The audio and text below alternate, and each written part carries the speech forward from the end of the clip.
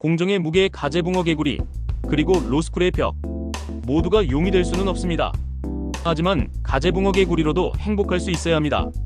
조국 2012년 트윗 나레이션 2012년 조국 전 법무부 장관이 남긴 이 한 문장은 한때 평등과 공정의 상징처럼 회자되었습니다. 개천에서 용이 되지 않아도 행복할 수 있는 세상. 그 말은 많은 이들의 마음을 울렸습니다. 하지만 10여 년이 지난 지금 그 문장은 위로가 아닌 역설의 상징으로 남았습니다. 일부 개천에서 용난다는 오래된 신화. 가난해도 노력하면 성공할 수 있다. 한국 사회는 오랫동안 개천에서 용난다는 이야기를 믿어왔습니다. 가난을 이겨내고 일어선 사람, 공부와 노력으로 성공한 사람의 일화가 우리 사회의 희망처럼 퍼졌습니다. 그러나 세상은 변했습니다. 이제 개천은 점점 탁해지고 붕어와 개구리는 숨이 막혀가고 있습니다.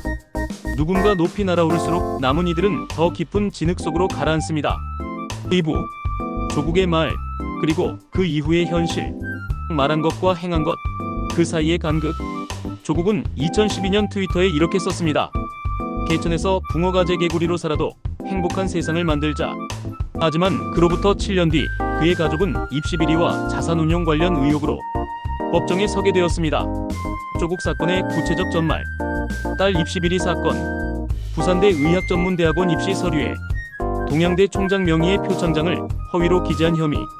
법원은 해당 표창장이 실제 발급되지 않은 것으로 판단했습니다. 아들 생활기록부 논문 기재. 고려대 입학 당시 제출 서류에 연구 논문 저자로 등재된 사실이 확인됐지만 실질적 기여는 미비하다는 판단이 있었습니다. 사모펀드 의혹.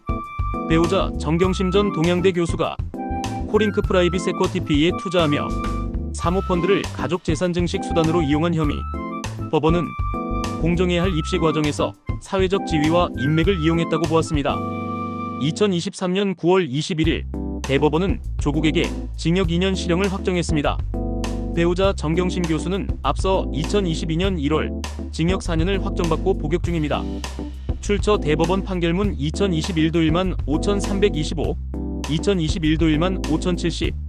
그가 입으로는 평등을 말했지만 행동으로는 특권의 구조 속에 있었습니다. 그리고 그 아이러니가 오늘 우리 사회의 민낯을 보여주었습니다. 2-2부 실형을 받고도 정치할 수 있는 나라. 법보다 위에 선 정치의 특권. 하지만 이 이야기는 거기서 끝나지 않았습니다.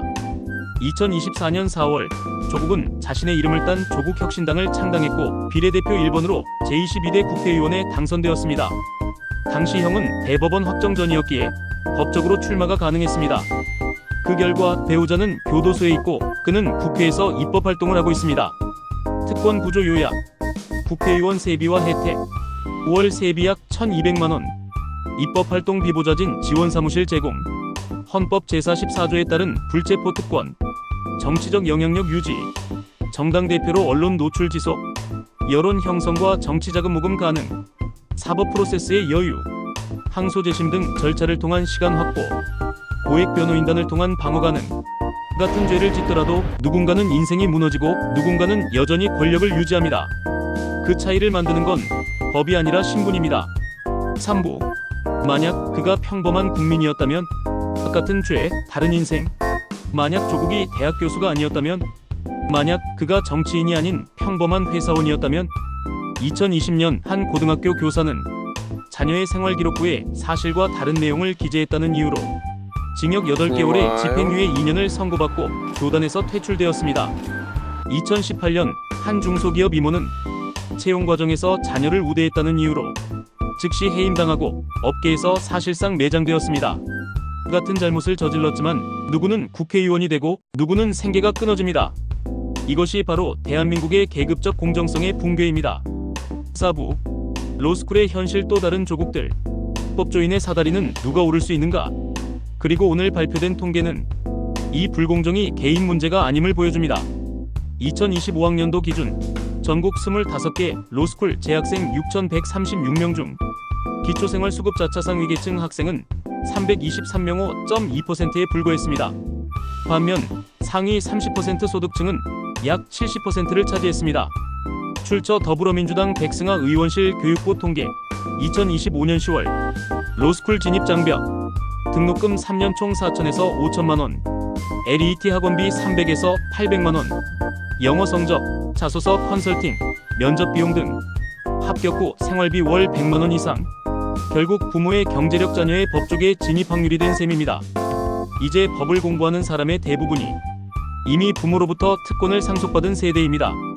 법을 만드는 사람, 법을 집행하는 사람, 그리고 법으로 심판받는 사람의 출발선이 처음부터 달라져 버린 것입니다. 5부.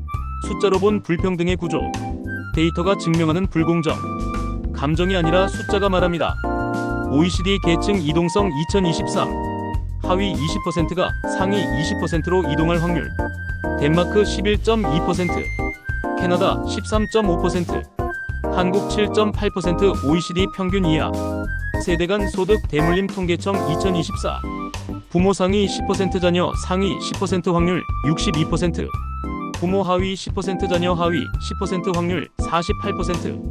서울대 입학생 출신지 2023. 강남 3구 출신 19.2%. 전국 고교생 중 강남 3구 비율 2.3%. 800 격차. 사교육비 격차 2024. 상위 10% 월평균 110만원, 하위 10% 월평균 8만원 13배 차이. 이 통계는 냉정한 진실을 보여줍니다. 노력으로 신분을 바꾸던 시대는 끝났습니다. 부모의 계층이 자녀의 인생을 결정짓는 사회, 우리는 지금 그 사회를 살고 있습니다. 6부. 시민에게 묻습니다. 우리가 꿈꾸던 나라와 얼마나 멀어졌습니까? 이 영상을 보는 국민 여러분께 묻습니다. 우리가 일하고 세금을 내며 지켜온 이유가 무엇입니까? 자녀만큼은 공정한 기회를 얻길 바랐기 때문 아닙니까? 신분이 아니라 능력으로 평가받는 세상, 그게 우리가 바랐던 대한민국이었습니다. 그런데 지금 조국 같은 인물은 유죄 판결을 받고도 국회의원으로 활동하고 로스쿨은 부자 자녀들의 세습 통로가 되었습니다. 가난한 집 아이는 시작선에조차 서지 못합니다. 이것이 우리가 꿈꾸던 대한민국입니까? 7부. 공정을 되찾는 5가지 해법. 시스템을 바꿔야 합니다. 이제 분노를 넘어 바꿔야 할 때입니다. 1. 입시 비리 처벌 강화. 자녀 특혜 연루 시 공직 연구 박탈. 대학 입학 취소하기 박탈. 형량 하한 5년 이상으로 강화. 2. 로스쿨 저소득층 쿼터제 의무화. 최소 15% 특별 전형. 등록금 전액 장학금. 지방 비수도권 비율 30% 보장. 3. 정치인 자격 심사 강화. 입시 비리 학사 비리 유죄 시 피선거권 박탈. 정치자금 위반 시 정당활동 금지. 4. 입시 개혁. 수능 절대평가 전환. 외부 스펙 배제. 면접 논술 축소. 5. 기회의 재설계. 무상 고등대학 교육. 청년 기본소득. 실제로 재도전 가능한 사회 안전망. 공정은 구호가 아니라 시스템입니다. 시스템이 바뀌지 않으면 정의는 결코 살아나지 않습니다. 8부. 우리의 마지막 사명. 공정은 우리가 지켜야 합니다. 조국 사건이 남긴 교훈은 분명합니다. 말이 아니라 제도, 구호가 아니라 실천. 우리에게는 아직 한 표의 힘이 있습니다. 그 힘으로 말보다 행동이 앞서는 사람을 선택합시다. 자녀 특혜, 입시 비리, 위선의 정치를 용납하지 맙시다. 개천에서 용이 나지 않아도 괜찮습니다. 하지만 개천이 썩어서는 안 됩니다. 가재도 붕어도 개구리도 깨끗한 물에서 헤엄칠 권리가 있습니다. 그 권리를 되찾는 것, 그것이 바로 우리 모두의 사명입니다. 공정은 저절로 오지 않습니다. 우리가 요구하고 지켜야 합니다. 공정한 세상은 누군가 대신 만들어주는 게 아닙니다. 그건 바로 지금 우리 모두가 다시 세워야 할 가치입니다. 감사합니다. 다음 영상에서 다시 만나겠습니다.